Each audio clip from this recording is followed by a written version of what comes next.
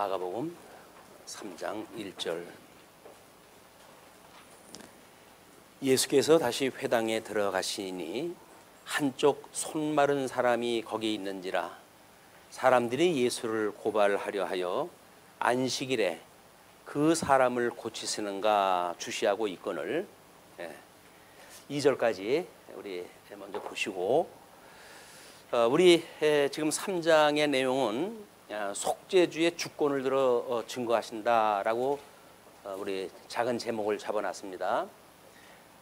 그 가로 없는 1번에 속죄의 성질을 들어 증거하시는 것과 함께 하나님의 의를 이루시는 성자 하나님이라고 이렇게 이야기를 했어요. 우리가 지금 마가복음은 신분에 대한 신분으로 예수가 그리스도라고 하는 사실을 지금 증거하는 내용입니다. 이제 뭐 지금도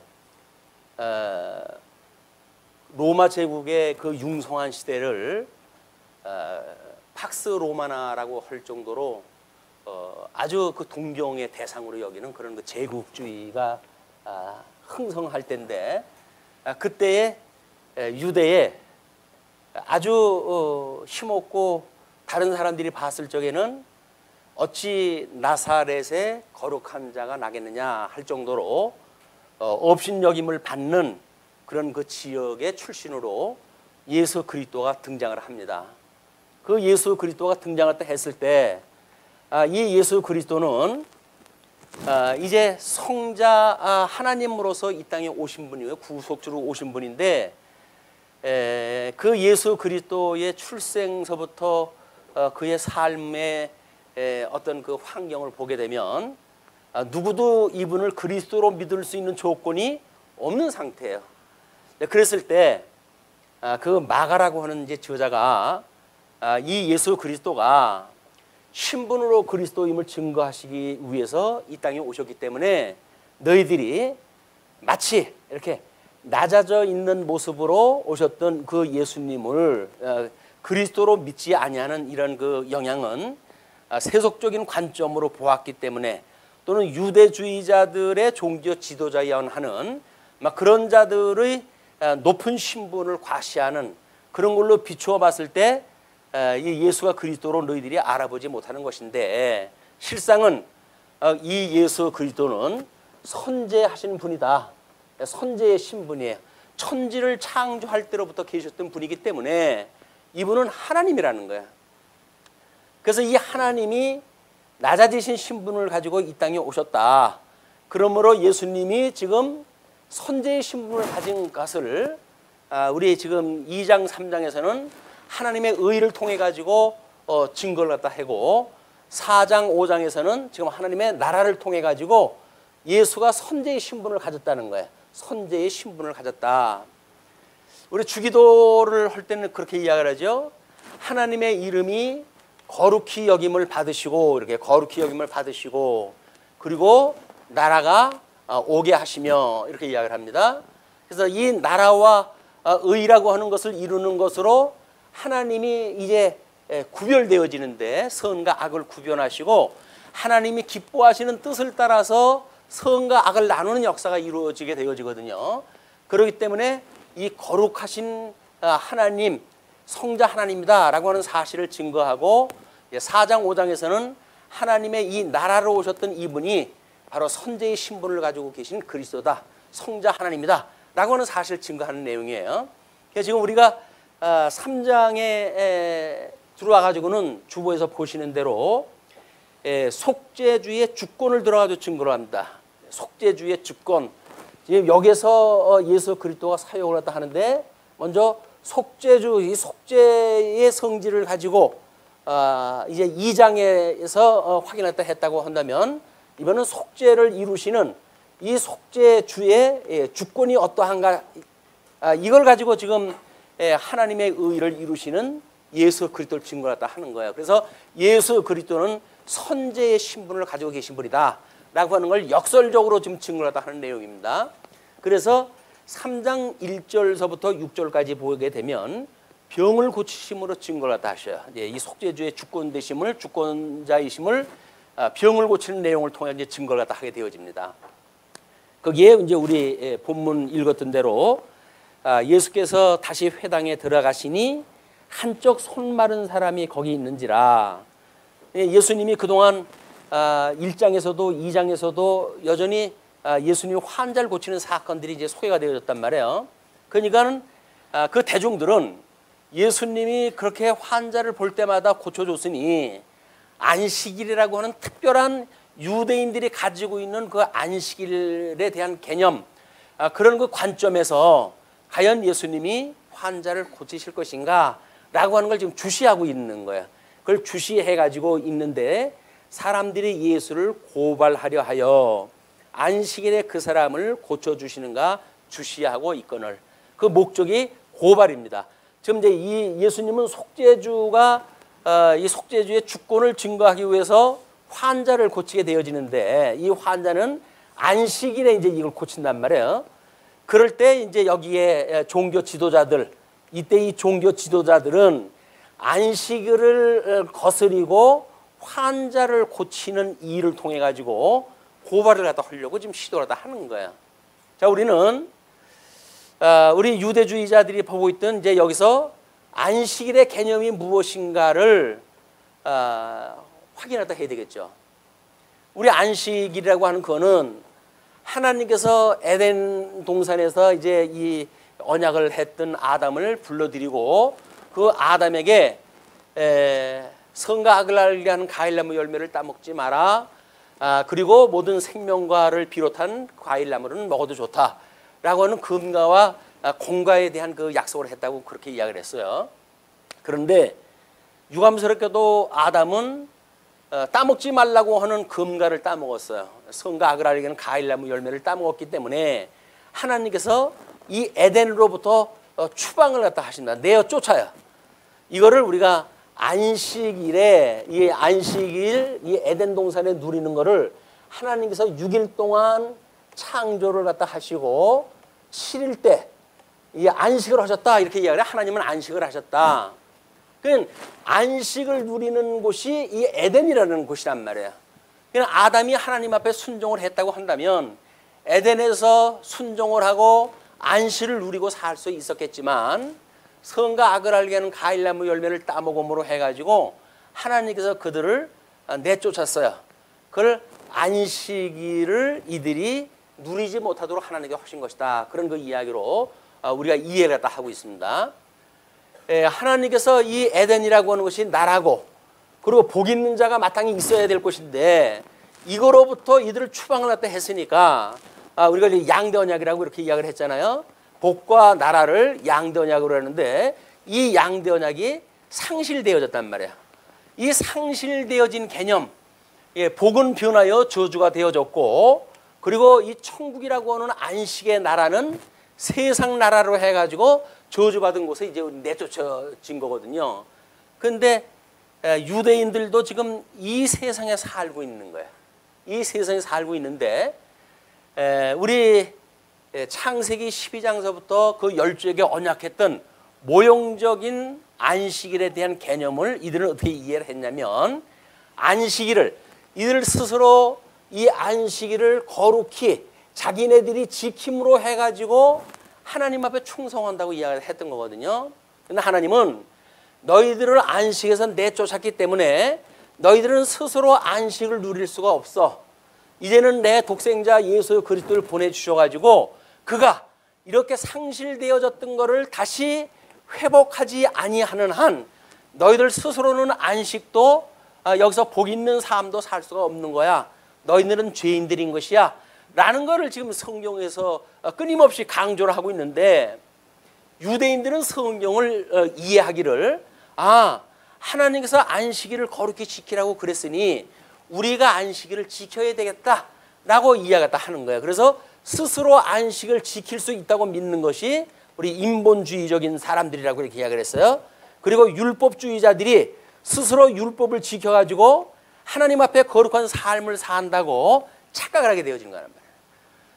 이런 유대주의자들의 모습처럼 지금도 우리 예수님이 오셔가지고 구약의 모든 언약을 이루시고 우리로 하여금 회복되어진 이 복과 그다음에 이 하나님의 나라를 누리고 살도록 우리 주님께서 지금 회복을 갖다 하고 계시는데도 불구하고 이렇게 구약 성경에 잘못되어진 신간대로 지금도 우리가 안식일을 지킨다, 뭐 주일 성수를 한다, 또는 연보를 한다 하는 어떤 인간의 중심으로 시작되어지는 행위, 인본주의적 그 행위로 말미암아 우리가 주님의 몸된 교회의 성도의 예배를 갖다 한다라고 믿는 사람들이 있단 말이에요. 그걸 우리가 종교행위라고 이렇게 이야기를 했어요. 종교행위다. 인간 스스로 무엇인가를 해서 하나님 앞에 합당한 예배를 드린다고 믿는 것은 철저하게 종교행위예요. 우리는 우리 예수님이 이렇게 상실했던 복과 나라를 회복하셔서 회개하라 천국이 가까웠다라고 주님께서 이제 선언하셨던 것처럼 다시 회복되어진 나라, 그리고 이렇게 저주 가운데 있던 우리들에게 복 있는 예수님이 오셔가지고 우리와 연합을 함으로 해서 우리가 이 죄 중에 있던 우리를 다시 살려주는 연합을 통해 가지고 우리는 이 복에 참여가 되어졌단 말이에요. 복에 참여가 되어진 거예요. 그래서 예수님을 믿음으로 우리는 복을 누리는 것이고, 예수님을 믿는 것이 주님의 몸된 교회의 예배 행위라고 믿는 거예요. 그래서 우리들이 하는 거는 우리는 신앙행위라고 이렇게 이야기해요. 신앙행위. 믿음으로 우리는 하는 일이고 종교적으로 하는 행위하고는 다릅니다. 우리가 이런 차별화를 가져야 하나님 앞에 드리는 우리들의 이 신앙행위가 어디로부터 말미암은 것인지를 우리가 알고 있는 거예요. 예수님으로 말미암아, 주님 우리의 머리 되시는 예수님으로 말미암아 주님의 몸된 교회가 예수 그리스도의 몸된 지체로서 천상에 계신 주님 안에, 예수님은 지금 천상에서 지상에서 했던 그 언약을 이루고 계시단 말이에요. 이걸 천상사역이라고 이야기를 해요.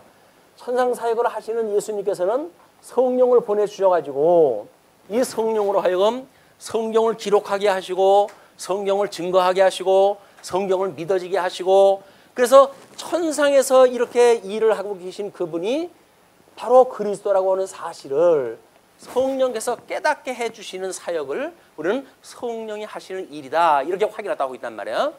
그래서 성령은 지금 우리들한테 끊임없이 천상에 계신 주님께서 너희들 이 일을 갖다 하는 거야 라고 하는 걸 지금 가르쳐 주시는 거예요. 이 로마 제국의 통치 아래에 있던 사람들은 여전히 무엇인가 그 제국주의라고 하는 너무 인간적인 측면에서 보면 멋있는 거 아닙니까? 그 제국주의에서 나라가 융성하고 있는데 로마 이 유대인들은 거기에 주권을 상실해 가지고 좀 종으로 살아가고 있는 거 아닙니까?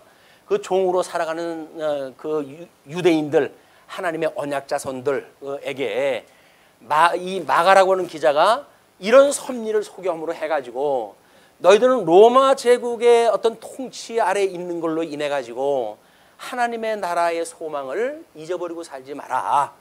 예수가 그리스도이므로 너희는 그와 함께 영원한 하나님 나라의 백성으로 살아갈 그런 그 하나님의 사람들이야. 이걸 증거하는 거란 말이에요. 근데 그걸 믿지 못하면 하나님 나라에 살아갈 수가 없어요. 그냥 로마 제국에 빌붙어 가지고 유대인들, 사내들인의 그 중심으로 한 종교 지도자들이 마치 유대인들에게 잘못되어져 있는 율법을 가르치고 이렇게 해가지고 종교 행위를 강요했던 것처럼 지금도 예수님을 믿지 않는 이런 종교 행위가 만연하게 되어지는데, 그 만연한 종교 행위가 결국 이 신앙생활이 아니라 종교 생활로 끝을 맺고 만다. 그렇기 때문에 지금 마가가 지금 말하는 그런 개념에 대한 것을 우리가 이해를 하고, 주님은 지금 대주제가 되셔가지고 천상천하 모든 것들을 주관하시는 주님이군요. 주님의 몸된 교회의 머리가 되시는 분이군요. 이분을 믿는 거란 말이에요. 근데 이분을 믿는 우리가 세속적으로 해가지고 교세가 약하다고 해서 교회당 평수가 적다고 해가지고 그래가지고 기가 죽는다고 한다면 예수님 믿는 게 아니에요. 예수님을 믿는다는 이야기는 이 세상의 조건 때문에 우리가 예수님을 믿는 것이 아니라 이 조건에도 불구하고 주님이 어떠한 분인가를 믿기 때문에 우리가 믿음으로 살아가는 성도들의 삶이 이 신앙 행위로 지금 나타나는 겁니다. 우리는 무엇인가가 이 세상에서 이루어지는 것이 완성도가 높은 것이 이루어져야 된다고 생각이 드니까 조바심이 나는 거예요.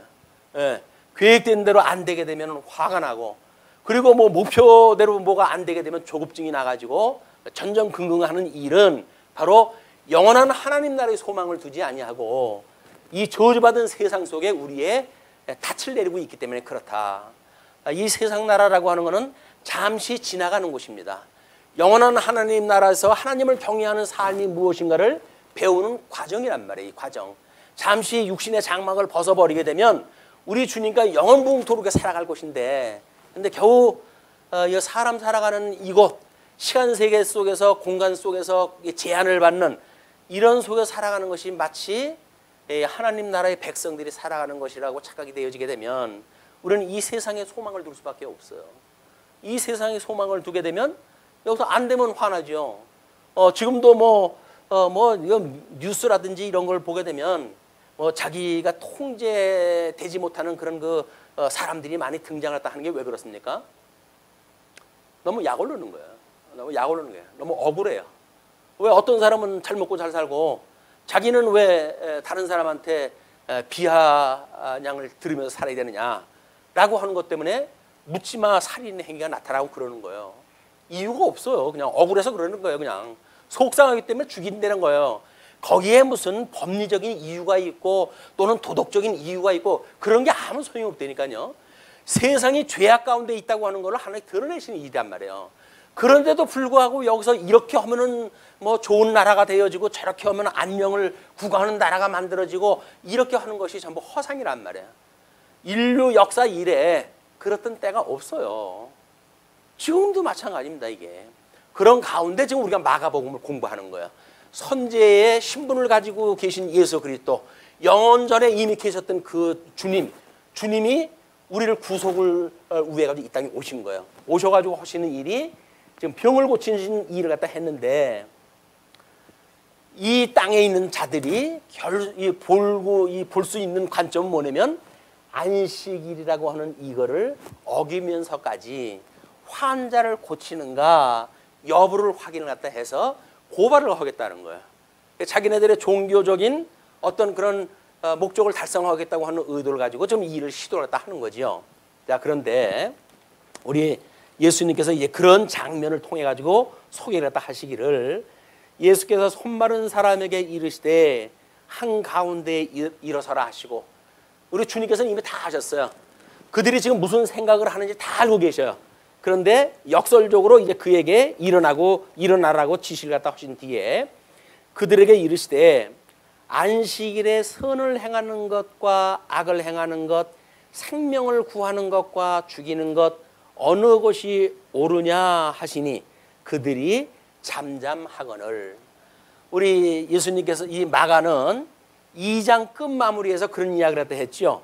안식일이 사람을 위하여 있는 것이요 사람이 안식일을 위하여 있는 것이 아니니 그러므로 인자는 안식일의 주인이니라, 이걸 이야기했다 했잖아요. 이 안식일의 주인이 되어지는 예수 그리스도, 이분이 지금 안식일 날 병을 고친다고 이야기했다 하는데, 이들은 안식을 고치는 예수 그리스도를 지금 고발을 갖다 할 걸 하고 있으니까 예수님께서 미리 그것을 내다보고 지금 이야기를 하는 거예요. 내다보면서 이야기하시기를 이 안식일에 선을 행하는 것과 이 안식일이라고 하는 것이 지금 이스라엘 백성들이 쉼을 얻는 거 아니에요? 이 쉼을 얻는다고 하는 그 안식일, 특정한 이날에 악을 행하는 일과 선을 행하는 일 어떤 것이 옳은지 너희들이 분별해라, 그런 그 이야기예요. 그리고 여기에서 이제 생명을 구하는 일, 이 생명을 구하는 일 또는 사망에 그냥 내어버려 두는 일, 어떤 것이 더욱 나은 것인지 너희들이 분별해라, 그 이야기예요. 이 안식일이라고 하는 것은 안식의 주인이신 예수님, 이제 상실했던 에덴을 회복하실 그 예수님만이 선을 행할 수 있는 곳이고, 그리고 생명을 부여할 수 있는 곳이란 말이에요. 안식일이 에덴 동산에 생명이 있던 자들이 내어 쫓김으로 해서 사망 세계의 종이 되어진 거 아니에요.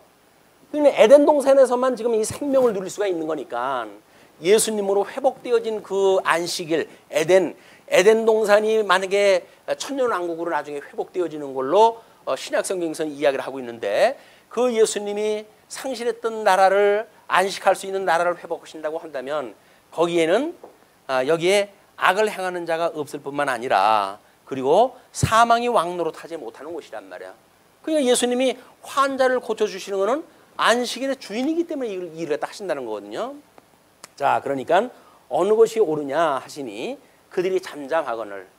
이게 이제 소위 말하는 논리적인 그 싸움이에요. 논리적인 싸움. 예수님께서는 안식일을 거룩히 여기라고 하는 그 일과 안식일 가운데서 하는 행위에 대한 내용을 가지고 그들의 모순을 지적하다 하시는 거예요. 그냥 그들이 할 얘기가 없으니까 잠잠합니다. 그냥 그들의 마음이 완악함을 탄식하사, 완악한 것, 죄의 종로로 타고 있는 그런 그 주제가, 그래서 결국은 종교 행위로 해가지고 율법주의가 만연하고 하나님을 경외한다고 하지만 철저히 자기네들의 배를 위해서 살아가고 있는 이런 그 유대인들의 그 마음이 완악함을 탄식하시고 노하심으로 그들을 둘러보시고, 둘러보았다는 이야기는 이미 찍혔다 그 이야기예요. 하나님께서 완악한 자들을 갖다 둘러보셨다는 이야기 뭐예요? 너희들이 악한 자들이구나. 심판날 너희들은 심판 좀 받아야 되겠구나. 그 이야기예요. 이게 찍히게 되면 이거는 참 괴로움이에요 이제. 그런데 그 사람에게는 이르시되 내 손을 내밀라 하시니 내밀매 그 손이 회복되었더라. 다른 거 하지도 않았어요. 손을 내밀라 그랬더니 마른 손을 갖다 내밀었어요. 그들이 마른 손이 나버린 거예요. 그 말랐다고 하는 그런 그 표현은 나름대로 우리들의 어떤 그 신경세포의 마비 현상으로 인해 가지고 모든 근육이라든지 뭐 이런 것들이 정상적으로 지금 안 되어져 있는 상태를 한쪽으로 표현을 갖다 한 병리적인 표현 방법이야. 막 그걸 우리가 뭐 중풍이라든가 뭐 이런 걸로도 이야기를 하고 그러지만은, 그래서 한쪽 손이 마른 사람이라고 이렇게 표현했다 합니다. 그거는 이 사망에 매여져 있기 때문에 생명이 역사하지 못하는 근육을 가지고 있는 그런 그 사람들인데, 그 사람에게 손을 내밀라고 했더니 그 손이 회복이 돼 버렸어요. 그 회복이 되어졌다는 이야기는 뭡니까? 이 지금 사망에서 생명으로의 회복이라고 하는 것, 이거는 죄로부터 이들이 회복되어지는 예수 그리스도를 지금 보여주는 작은 그림이에요. 아주 작은 그림이에요. 우리는 이 작은 그림을 통해 가지고 에덴 동산에 상실했던 그 복과 나라를 어떻게 회복하실지에 대한 예수 그리스도의 사역을 이미 내다볼 수가 있는 거죠.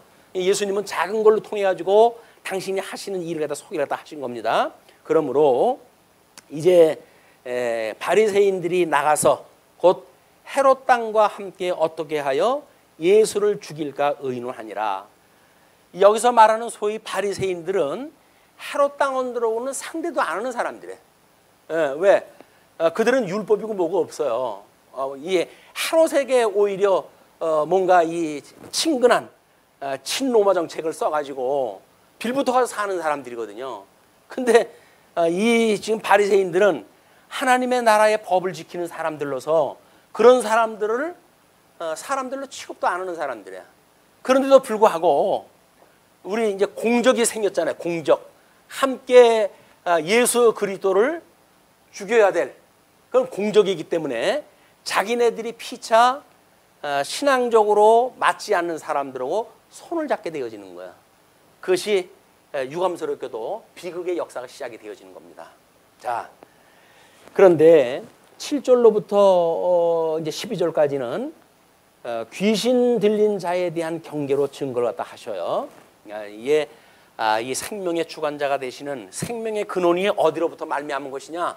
이거는 선제하신 예수 그리스도, 이분이 생명의 근원이 되시는 거예요. 생명의 근원, 생명의 근원이 되신다. 그러므로 생명이 지금 사망에 매여가지고 한쪽 손이 마른 사람, 이 사람에게 생명을 주는 것은 생명의 근원이신 예수님으로 말미암은 거 아니에요. 이는 생명의 근원이 무엇인지 본질적인 저 선제의 신분을 가지고 예수 그리스도에 대한 신분을 좀 소개를 한 거예요. 그런데 두 번째의 그 내용은 하나님의 귀신 들린 자로 인해 가지고 경계하는 그 증거인데, 하나님의 이름이 여기서 이제 양대 언약을 할 때 주기도를 갖다 할 적에 우리가 이렇게 이야기했죠. 하나님의 이름이 이 하나님의 이름이 거룩히 여김을 받으시고 이렇게 이야기를 했어요. 우리 선지하신 예수 그리스도는 거룩하신 분으로 드러나야 돼요. 그거를 이제 소개를 갖다 하시겠다는 거예요. 먼저 7절로 10절 보게 되면 갈릴리 지역의 사람들을 피해 이제 그 배를 준비시키십니다. 예수께서 제자들과 함께 바다로 물러가시니 갈릴리에서 큰 무리가 따르며 갈릴리에서 큰 무리가 따르고 뿐만 아니라 유대와 예루살렘과 이두메와 요단강 건너편과 또 두로와 시돈 근처에서 많은 무리가 그가 하신 큰 일을 듣고 나오는지라. 지금 예수님은 갈릴리의 그 사역을 갖다 하는 중 아니에요? 그런데 남쪽에 유대 밑에 이두메, 그 다음에 이 요단강 이 동편으로 해가지고의 그 지역뿐만 아니라 두로와 시돈, 이 온 지역에서 지금 예수님을 만나러 사람들이 온 거예요. 소문을 듣고. 그러니까 그렇게 듣고 나온지라. 예수께서 무리가 에워싸 미는 것을 피하기 위하여 사람들이 예수님이 이제 오게 되면 뭐 요즘은 그런 장면을 보기가 어렵죠. 모르겠어요. 요즘도 병 고쳐주는 어떤 그런 은사가 있는 분이 교회당에 한번 오게 되면 사람들이 전부 머리를 뒤밀고 그 손 한번 닿으면 해가지고 엎드려 있고. 그런데 요즘은 뭐 재판 받으러 가는 사람이 이제 우리 사법부 앞에서 그런 일들이 많이 일어나죠. 기자들이 하나라도 특종을 건지기 위해 가지고 그냥 밀어붙이고 뭐 난리가 나요. 사진을 찍으려고. 예수님이 지금 이런 능력을 행한다고 하니까 많은 사람들이 에워싸요. 그 예수님을 에워싸고 밀고 난리가 났어요. 그래서 예수님은 피하기 위해 가지고 작은 배를 하나 대기하도록 제자들에게 명을 갖다 하시는데, 이는 많은 사람을 고치셨으므로 병으로 고생하는 자들이 예수를 만지고자 하여 몰려왔습니다라. 예수님이 지금 여기서 병을 고친다는 이야기는 뭡니까? 이 병을 고친다는 이야기는 생명의 근원이 우리 주님께로부터 말미암았다고 하는 걸 지금 소개하는 거 아니겠어요? 근데 이 사람들은 여전히 이 세속적인 생각 속에서 병을 고친다고 하는 생명의 근원 되시는 예수님으로부터 생명이 오는 것이 아니라 예수 그리스도의 기능적 권능, 예를 들어서 무슨 손을 댄다든가 또는 옷가에 무슨 손을 댄다든가 이런 접촉을 통해 가지고 질병이 고쳐진다고 하는 걸로 오해를 한 거예요. 그건 예수님이 그냥 원하시기만 하게 되면 거리가 떨어져 있음에도 불구하고 내 이제 딸이 나았다라고 하면 죽었다고 하는 사람도 살아나고 그러잖아요. 이 사람들은 그게 믿어지지 않는 거예요. 왜? 이 여기는 시간과 공간과 이 형상이 제한되어진 세계 아니에요. 그러니까 공간적으로 예수님을 만져야 병이 고쳐진다고 생각이 드는 거예요. 만약에 지금도 이런 생각을 가지고 있다고 한다면 우리는 구원받은 사람이 아니에요. 왜? 우리는 예수님 만져본 적도 없어요. 본 적도 없어요. 우리는 다만 예수님에 대하여 성경을 통해서 그분에 대한 걸 배운 것밖에 없어요. 확인한 것밖에 없어요. 그걸 우리 성령의 사역이라고 그랬어요. 성령께서 예수가 그리스도라고 증거하시는 이 본문 내용을 통해 가지고 예수님은 생명의 근원이시구나. 그래서 그분으로 말미암아 내가 잃었던 저 복이 회복되어지고 나라가 회복되어져서 주님의 몸된 교회의 성도로 살아가다가 영원무궁토록 하나님 나라의 백성으로 하나님을 경외하고 찬양하는 하나님의 사람이 되어진 거로구나 라고 하는 걸 확인하는 것이, 확인되어진 것이 성도들의 삶이란 말이에요. 지금도 어떻게 해야 생명이 받는다는 생각이 들어가지고 뭐 어떤 그 능력 있는 사람한테 무슨 들어야 된다든가 이렇게 이제 듣게 되어지게 되면 그건 성령의 역사가 아니에요. 또 주님께서 이런 주님의 몸된 교회에 뭐 크고 작은 자를 들어가지고 사역자를 삼아가지고 증인을 갖다 삼았어요. 그럼 증인에 의해 가지고 우리는 그 증거를 갖다 받습니다. 예수가 그리스도라고 하는 증거를 받게 되어져요. 그런데도 불구하고 지금도 무슨 스펙이 있어야 교회의 목사 위에 박사가 있는 것처럼 생각이 드는 이런 교회는 세속적 교회예요. 주님의 몸된 교회 박사가 뭐 필요 있어요. 세속적인 학위가. 여기서는 그냥 성경을 통해 가지고 배우는 거란 말이에요. 물론 뭐 거기서 유명하신 분은 또 신학 박사를 따신 분들도 있죠. 그렇게 해가지고 학적 어떤 그런 지위를 갖다 확보하신 분들 있고. 근데 그런 분들도 여전히 성령께서 역사하시는 능력을 통해서 되어지는 거지 세상에서 주시는 스펙에 의해 되는 게 아니다. 여전히 우리는 눈에 보이는 것에 지금 빼앗겨서 사는 세상 아니에요. 여기가 여전히 팍스 로마나 그 로마 제국 시대의 그런 아름다운 생각들이 우리들 머릿속에 있단 말이에요. 짐승 권세가 만연한 이런 곳에 여전히 우리가 행세하며 살아가는 세계, 얼마나 폼나요 이 세계가. 그러니까는 이 세계가 영원무궁토록 가기를 이 사람들은 오매불만 기다리겠죠. 근데 우리는 이미 예수님이 오심으로 해가지고 회복되어졌다고 하는 걸 믿고 주일날 우리는 주님의 몸된 교회에 나와가지고 주를 섬기는 일을 다 하는 거예요. 왜? 우리는 주님이 회복했다고 믿는 거예요. 주님의 몸된 교회의 성도들은 그 예수를 그리스도로 믿는 사람들이 모여가지고 지금 우리 성경에 기록되어진 내용을 통해 가지고 우리가 복 있는 자라고 하는 걸 확인하고, 그리고 우리가 죽었던 자가 살아났다고 하는 걸 확인하고, 주님의 몸된 교회의 성도임을 확인하고, 그리고 우리 증인으로 삶을 살아가는 것이 우리 모여있는 우리들의 삶이란 말이에요. 여기서는 어떤 세상의 능력 가지고 되어지는 것이 아닙니다. 성령의 권능으로 되어진다 이렇게 이야기를 해요. 성령이 임하시면 너희들이 권능을 입고, 그럼 뭐라 그래요? 예루살렘과 온 유대와 사마리아와 땅끝까지 이르러 나의 증인이 되리라 그러잖아요. 그럼 지금 우리가 땅끝까지 이르러 우리는 증인의 삶을 산다고 그렇게 이야기를 했어요. 그럼 증인한테, 우리한테는 어떤 권능이 임했습니까? 어떤 권능이 임했나요? 이렇게 이야기했다 하니까 우리 이제 교회의 어떤 3권을 이야기를 하잖아요. 3권. 그래가지고 이 교리권, 그 다음에 치리권, 그리고 봉사권, 이렇게 아주 상권을 이야기를 하니까 이걸 이제 소위 교사들이 이 일을 갖다 하고, 이걸 장로님들이 하고, 이걸 집사님들이 한단 말이에요. 이렇게 이야기를 하니까 교회가 무슨 삼권이 있냐? 그러니까 이거는 이런 식으로 하면 안 된다라고 하는 사람이 있는데, 하나는 알고 둘은 모르는 거야. 이 삼권이라고 하는 권이 뭐예요? 성령께 주신 권능이에요. 권능. 그러니까 주님의 몸된 교회의 목사도 장로도 집사도 주님께서 주시는 권능을 가지고 증인의 역할을 다 하는 거예요. 그걸 우리가 교회의 직원이라고 이야기했다 한다. 그 교회 직원이라고 하면 마땅히 어린 성도들을 섬기는 일을 다 해야 될 거 아닙니까? 왜? 증인이니까. 증인의 예수를 그리스도로 증거해야죠. 예수님이 당신을 십자가에 못 박아 죽는 것처럼 순종함으로 해가지고 증인을 갖다 하셨으니까 이 증인 되어진 사람도 예수님처럼 낮아진 자세로 해가지고 성도들을 섬기게 될 거 아니겠어요? 그런데 교사는 가르치는 일로 해서 갑질하고, 장로는 다스리는 일로 해서 갑질하고, 집사는 봉사하는 일로 해서 갑질을 갖다 하고, 이렇게 되어지면 이거는 교회에서 말하고 있는 성령께서 주신 권능이 아니에요. 세속 권세가 준 권능이라고 하면 모를까? 성령께서 주신 권능으로 해가지고는 이런 역사가 일어나질 않는다. 주님의 몸된 교회는 전부 죽어야 되는 거예요. 그래서 이 세상에 죽어야 돼. 매일같이 죽어야 돼요. 여기서. 우리가 끊임없이 고백을 할 때 우리에게 여기에서 우리를 시험에 빠지지 말게 해주세요. 전부 시험거리 아닙니까 이게? 이 사람들이 살아갔던 방식이 전부 시험거리예요. 그냥 그렇게 살아가지 말도록 우리 주님께서 해주세요라고 하는 것이 주님께서 가르쳐 주신 기도란 말이에요.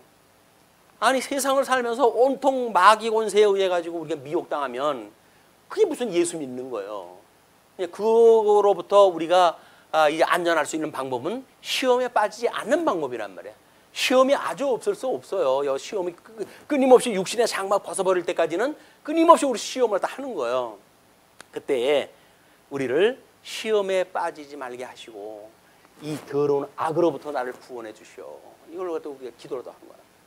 악으로부터 구원을 해달라는 건 뭐야? 이 세속적인 거로부터 나를 죽게 해 주십시오. 그 이야기예요. 궁극적으로는 우리 육신의 장막을 벗어버리게 하고 거기에 이르기까지는 끊임없이 매일같이 나를 죽도록 해주세요. 여기서 나를 뭔가 자랑을 삼고 나의 행세를 갖다 하고 나를 주장을 갖다 하고 이런 자리에 있지 말게 하시고 나를 매일같이 죽게 해서 예수 그리스도만 오직 증거를 할 수 있는 증인의 삶을 살게 하시고 나로 하여금 주님이 오라고 하시는 그날까지 충직스러운 종으로 살게 해 주십시오. 그 이야기. 근데 우리는 어떻게든지 여기서 내가 주인 노릇을 하려고 그러니까 예수를 믿으나 예수를 믿지 않으나 다른 것이 아무것도 없어요. 똑같아요. 단어도 사실은 같거든요. 그런데 성령께서 주시느냐 마귀가 주느냐 근본적으로 다른 겁니다. 권세가 달라요. 권세가. 빛과 어둠의 권세가 다른 겁니다.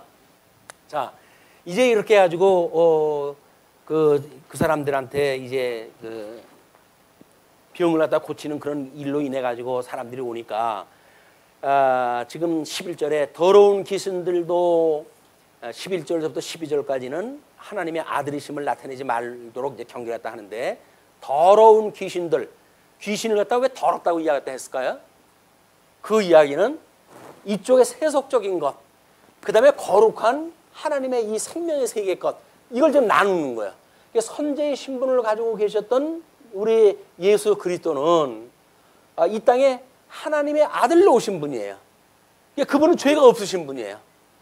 그 죄가 없으신 분이 지금 이 더러운 귀신 들린 이런 그 사람들하고 같은 자리에 있는 거 아닙니까? 구별이 돼야 된단 말이에요. 나뉘어져야 돼요. 그런데 더러운 귀신들도 어느 때든지 예수를 보면 그 앞에 엎드려 부르짖어 이르되 당신은 하나님의 아들이니이다. 하나님의 아들, 이게 거룩의 근본의 거룩. 하나님은 거룩하신 분이죠. 내가 거룩하니 너희도 거룩하라고 이야기했다 하잖아요. 하나님이 거룩하시다는 이야기는 하나님의 이 의를 통해 가지고 끊임없이 거룩을 갖다 드러내시는 분이에요. 하나님의 이름은 거룩하다고 칭함을 받아야 돼요. 그런 그 예수님이 이 거룩한 그 예수님인데 더러운 귀신 들린 자들이 하나님의 아들이라고 이야기를 하니까 거룩한 하나님의 그런 능력이 드러나질 않냐고 지금 이 귀신 들린 더러운 귀신들이 예수님을 알아보는 그런 그 일들이 지금 생겨지는 거예요. 그러니까 예수께서 자기를 나타내지 말라고 많이 경고하시니라. 귀신 들린 자들이 당신은 하나님의 아들입니다 라고 이야기할 때마다 나타내지 말도록 예수님께 경계를 갖다 하셔요. 왜? 이 거룩이 드러나는 일은 궁극적으로 심판에 이제 이루어지는데 예수님이 심판을 당하는 것이 어디예요? 십자가상에서 당할 거 아닙니까? 그럼 공생의 시간을 통해 가지고 6월절 어린 양으로 돌아가셔야 되는데 그때까지는 절기를 지키면서 3년의 공생애가 지나가야 돼요. 근데 귀신들이 먼저 내가지고 만약에 심판에 이르지 못하는 사건이 벌어질 수 없지만 예수님께서는 이거를 강조하기 위해 가지고 지금 예수님을 하나님의 아들이라고 고백하는 그런 그 일들을 예수님께서 금하시는 일입니다. 그러면서 이제 세 번째 제자를 세우시는 걸로 증거를 갖다 해요. 이렇게 한다면 주님의 몸된 교회, 이 교회라고 한다면 여기 어떤 기둥이 세워져 가지고 하나님의 집이 세워지겠죠. 하나님의 집이라고 하는 건 이제 이 터가 있다고 한다면 기둥을 통해 가지고 세워져야 된단 말이에요. 그럼 여기에 이런 어떤 그 은사를 받은 사람들, 이런 직원들을 기둥으로 삼아 가지고 하나님의 나라가 주님의 몸된 교회가 성취가 되어지는 거예요. 이렇게 가시화되어져 간다. 이거를 소개한 것이 우리 한쪽 가로 3번으로부터 소개되어진 내용들이에요. 자, 먼저 13절서부터 35절까지 주제는 제자를 세우심으로 증거한다라고 이야기를 했는데 13절로 19절 예수께서 원하는 자를 불러 제자로 세우십니다. 또 산에 오르사 자기가 원하는 자들을 부르시니 나온지라. 앞서 우리 뭐 마가라든가 마태라든가 이제 요한이라든가 하는 몇 사람에 대한 거는 제자로 부르는 내용을 소개한 적이 있습니다. 그 내용은 뭘로 소개를 하다 했죠? 선제하신 예수 그리스도의 당신의 주권을 소개하기 위해서 그렇게 하셨단 말이에요. 이것은 그거를 총으로 묶어가지고 개론적으로 12명에 대한 제자 수립에 대한 이 세우는 거를 소개를 갖다 하는 겁니다.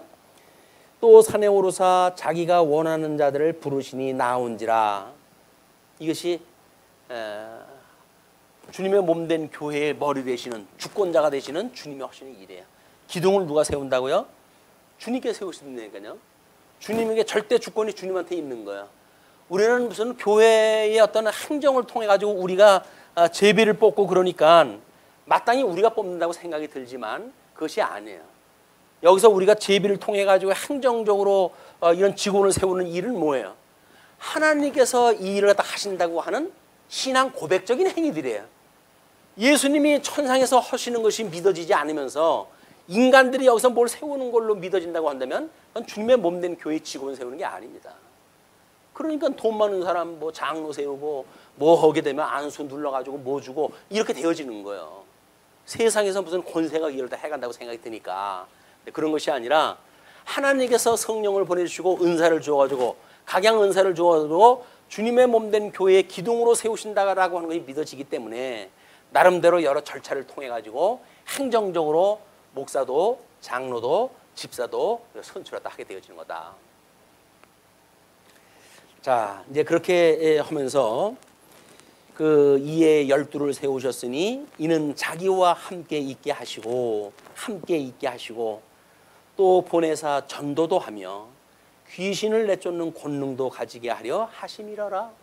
예수님이 이제 함께 그렇게 동역을 하시는 동역자로서 또는 그들을 파송을 갖다 하는 전도자로서 또는 그들에게 권능을 주어가지고 예수님이 했던 것처럼 귀신을 내쫓는 이런 그 일들도 할 수 있게 하시기 위해서 12명의 제자를 불렀다 그 이야기예요. 이 12를 세우셨으니 시몬에게는 베드로란 이름을 더하셨고 그 이야기는 나중에 이거예요. 교회의 몸된 교회의 기초, 이 기초를 우리 베드로를 이름을 갖다 반석이라고 그랬잖아요. 반석이라고 하는 이름을 베드로라라고 하는 일이 반석이라고 하는 뜻인데 나중에 예수님이 제자들한테 묻지요. 뭐 제자들이 와가지고 예수님을 어떤 자는 뭐 엘리야라고 그러고 어떤 자는 예레미야라고 그러고 뭐 여러 선지자라고 그렇습니다. 그러니까 그럼 너희들은 나를 뭐라고 그러냐라고 물어봤더니 베드로가 나서가지고 뭐라 그래요? 주는 그리스도시고 살아계신 하나님의 아들입니다. 라고 신앙 고백을 하니까 예수님께서 내가 너의 그 반석 위에 교회를 세우겠다. 그 음부의 권세가 무너뜨리지 못하는 교회를 세운다고 약속을 다 하셨어요. 그렇기 때문에 물론 교회의 기초는 예수님입니다.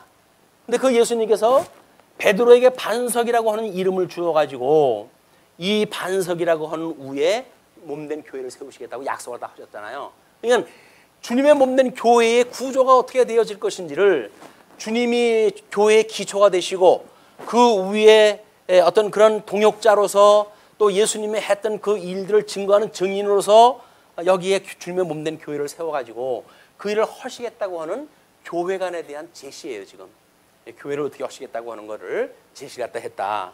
그래서 그 권능을 가지게 해가지고 시몬에게는 베드로라는 이름을 주신 거예요. 또 세베대의 아들 야고보와 야고보의 형제 요한이니 이 둘에게는 보아너게 곧 우레의 아들이란 이름을 더하셨으며 물론 이 요한이라고 하는 그 인물도 하나님을 95년 그 뭐 로마의 엄청난 박해가 있는 가운데서도 예수님을 버리지 않고 그 예수님을 따르는 충직한 종으로 주님께서 그를 사도로 삼으신 거예요. 예, 그러한 교회가 앞으로 어떻게 될 것인지를 전반적으로 내다보시고 베드로에게는 반석으로 또는 요한에게는 우레의 아들이라고 하는 그런 별명을 특별히 주셨다. 이건 주님의 몸된 교회를 끝까지 어떻게 해가실 거를 보여주신 그런 그림입니다.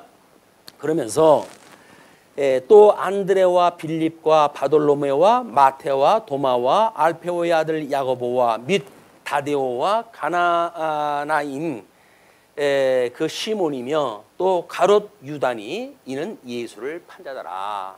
그래서 예수를 팔았던 제자까지 12명이 전부 언급이 되어집니다. 그 이야기는 주님의 몸된 교회의 기초가 되어진 거예요. 이거는 사도로서 우리는 주님의 몸된 교회는 이렇게 삼권으로 해가지고 세 권능으로 각자가 독립성이 부여되어지는데 이때의 사도는 이 모든 것들을 가지고 있는 그런 그 사도권이라고 하는 특별한 권한이 있었어요. 그 사도권은 교사권도 치리권도 봉사권도 다 가지고 계신 거예요. 이분들이. 지금도 뭐 사도 운동이라든가 신사도 운동이라든가 이런 걸 이야기를 하고 이렇게 하는 거는 말이 안 됩니다. 이거는 성경이 기록된과 동시에 끝이 났어요.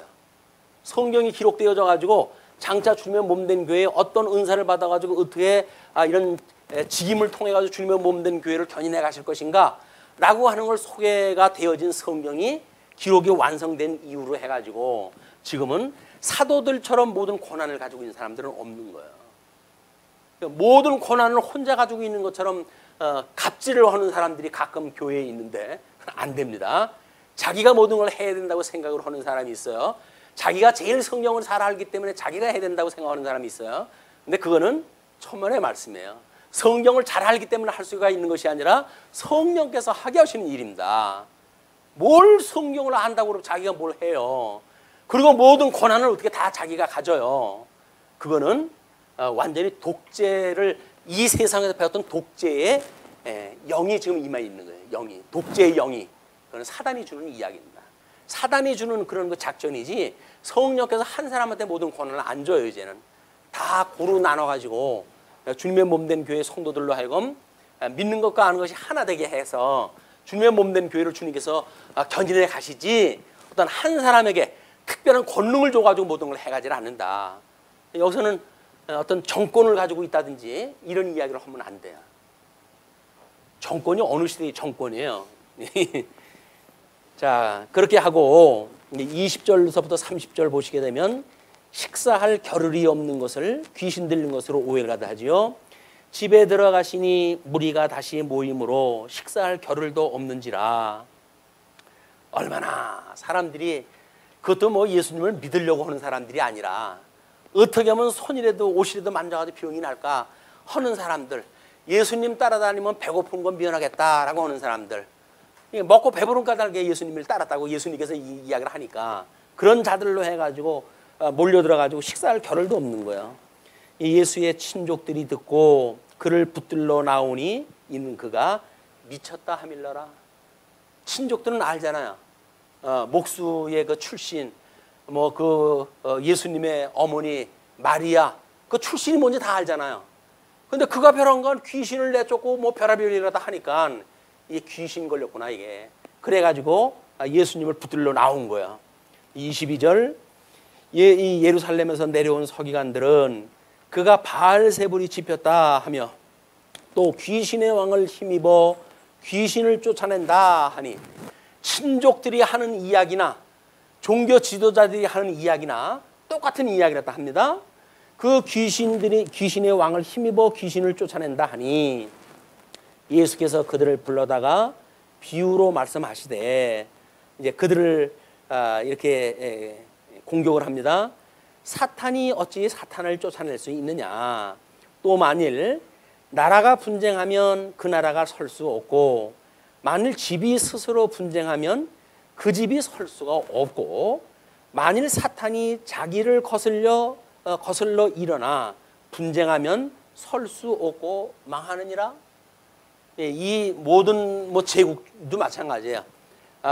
예수님께서는 이제 세속나라, 물론 이제 다니엘에서 예언했던 이 바벨론, 메데, 바사 또는 이 헬라 또 이제 헬라 뒤에 디아도코이라고 하는 이 다니엘이 예언했던 세속 권력들이 어떻게 무너진지를 보여주는 그림이기도 해요.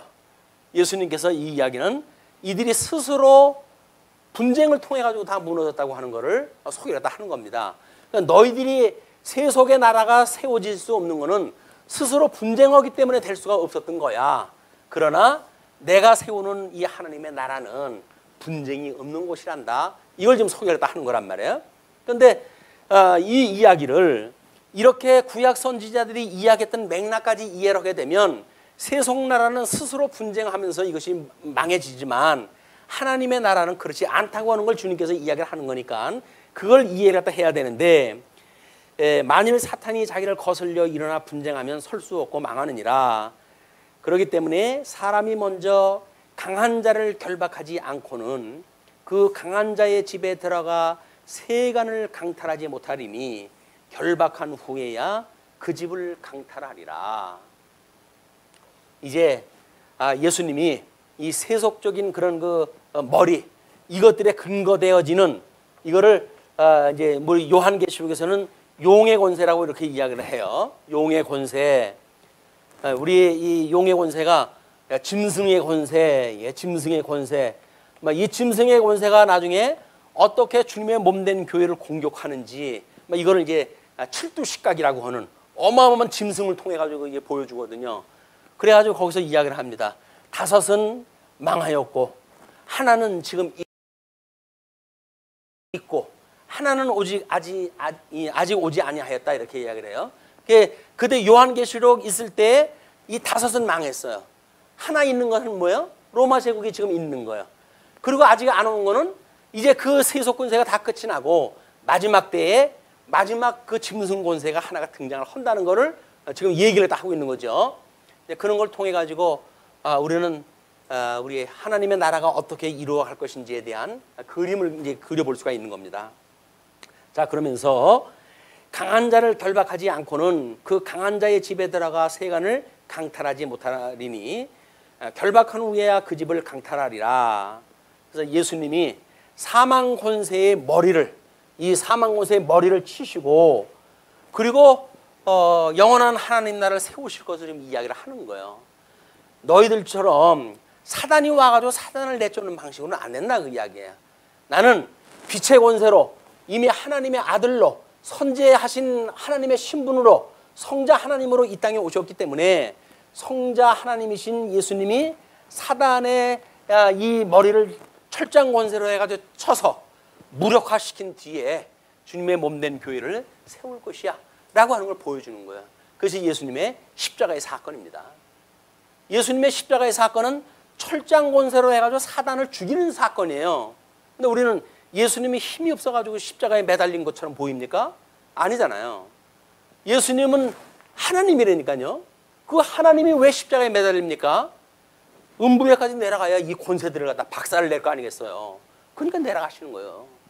그래가지고 마치 가시적으로는 힘없어가지고 십자가에 매달린 것 같지만 실체적으로는 사망 권세에 저 뿌리를 갖다가 쳐내는 그런 그 공격을 갖다 하시기 위해 가지고 십자가에 죽으신 것이다. 그래가지고 예수님이 이제 내가 진실로 너에게 이르노니 사람의 모든 죄와 모든 모독하는 일은 사하심을 얻되 사람들의 모든 죄, 또 하나님의 이름을 그동안 모독했던 일들 이런 건 다 용서를 받을 수 있다는 거야. 그런데 누구든지 성령을 모독하는 자는 영원히 사하심을 얻지 못하고 영원한 죄가 되느니라 하시니 여기서 이야기를 했죠. 성령께서 우리들에게 이걸 알려줬을 때 우리가 죄인이었어요. 우리가 복과 나라를 상실했어요. 우리 예수님이 그것을 회복해 주시지 않으면 우리는 아무것도 할 수가 없어요 라고 고백하는 자들에 의해 가지고 우리가 되어지는 거란 말이에요. 그런데 성령이 역사하지를 않으면 이 사람들이 그냥 예수님을 보고 믿었던 가시적인 예수님의 사건을 가지고 뭐 귀신을 내쫓는다든지 병을 고친다든지 뭐 이런 걸 통해 가지고 예수님을 막연하게 그리는 그림들이 있을 거 아닙니까? 이제 그런데 그런 사람들은 죄를 용서받을 수가 없어. 왜? 자기 죄를 고백하는 것이 아니니까. 그 자기가 죄를 고백을 했다 해야 그 죄로부터 용서를 받는데 자기가 자기 죄를 모른단 말이에요.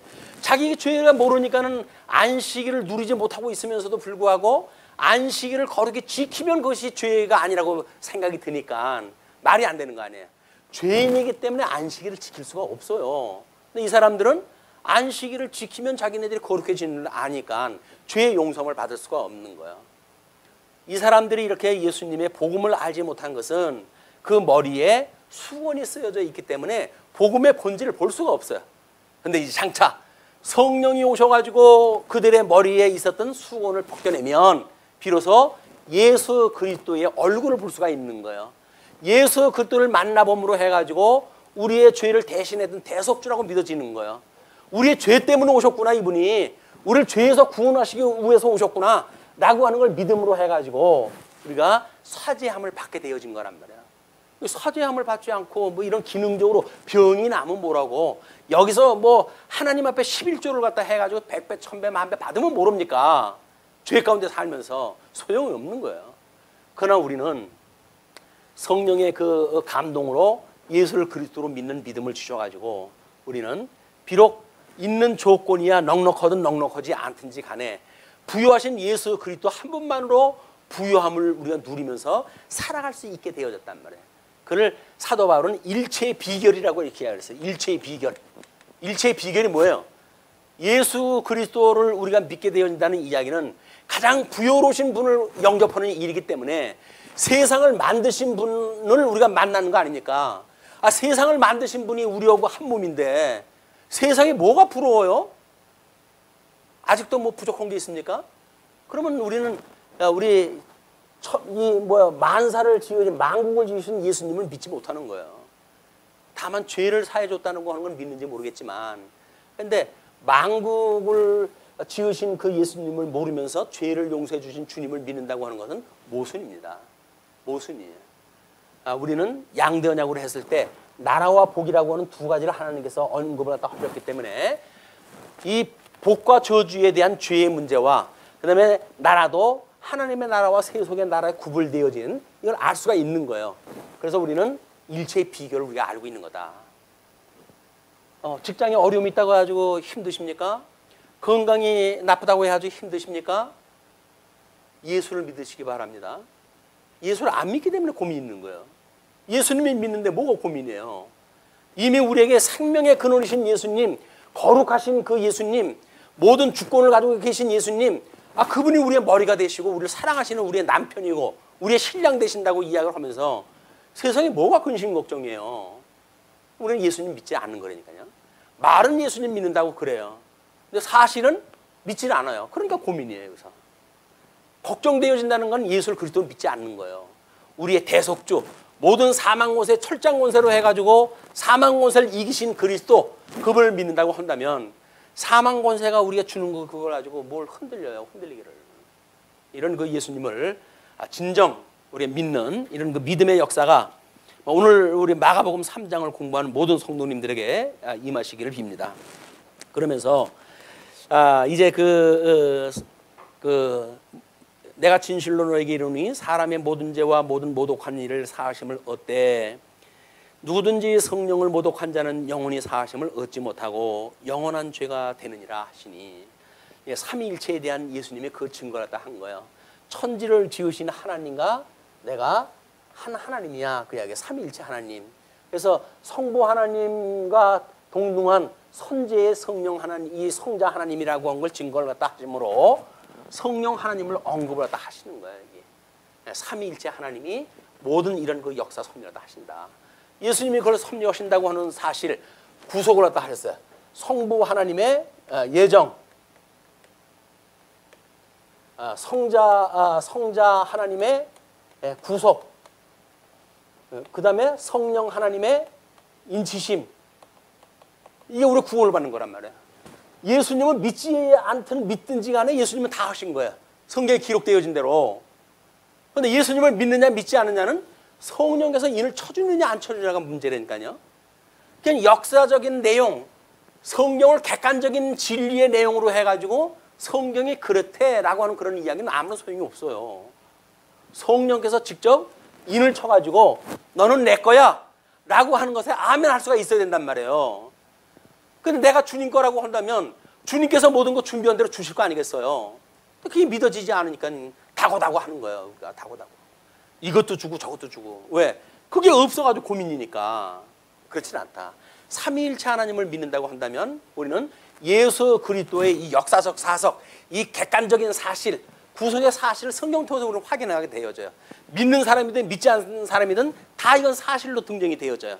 그러나 성령의 감동을 받은 사람만이 인침을 받는다. 그래서 하나님, 객관적인 하나님, 초월하시는 하나님이 아니라 내주하시는 하나님, 나와 함께 하시는 하나님, 나의 머리가 되시는 하나님, 이렇게 해가지고 내재되어진 하나님을 믿는단 말이에요. 그게 임마누엘 신앙이라고 이야기를 하는 거예요. 나와 함께 하시는 하나님을 믿어야지 먼 데 계신 그 하나님이 나하고 뭔 상관이 있어요. 우리 초월되어진 하나님을 믿는 현대 어떤 그런 신학의 사전은 매우 경계해야 될 내용들입니다. 그 하나님은 나와 함께 계신 하나님이에요.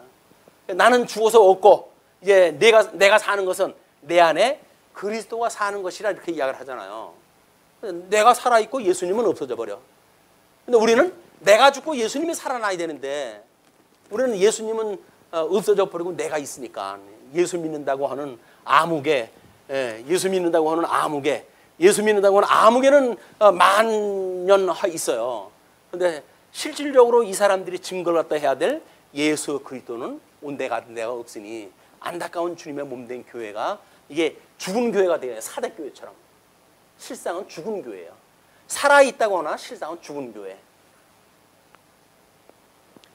자, 그렇게 한 뒤에 이제 31절로 35절 하나님의 뜻대로 행하는 자가 형제 자매라고 이렇게 이야기를 하십니다. 그때에 예수의 어머니와 동생들이 와서 밖에 서서 사람을 보내어 예수를 부르니 무리가 예수를 둘러 앉았다가 여짜오되 보소서 당신의 어머니와 동생들과 누이들이 밖에서 찾나이다. 대답하시되 누가 내 어머니이며 동생들이냐 하시고 둘러 앉은 자들을 보시고 이르시되 내 어머니와 내 동생들을 보라.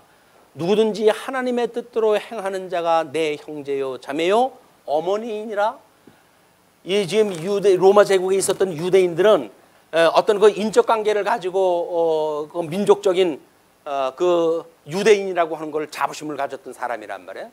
타짜 중심으로 해가지고 자기는 선택된 백성이다 이렇게 이야기하는데 그것이 아니라 예수를 그리스도를 믿는 성도들이야말로 형제요 자매다.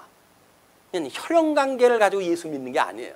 예수 믿는다고 하는 것은 철저하게 독립적으로 유기적으로 이런 생명에 대한 그런 그 이치지 이런 인적 관계로 해가지고 부인 치맛꼬리만 붙들면 천국 간다든지 이런 이야기 없습니다. 스스로 우리가 이걸 깨닫고 하나님 나라의 백성이 되어지는 일이에요. 성령의 은혜를 통해 가지고. 나머지 이제 다음 시간에 하기로 하고 말씀 주시죠. 기도하시겠습니다.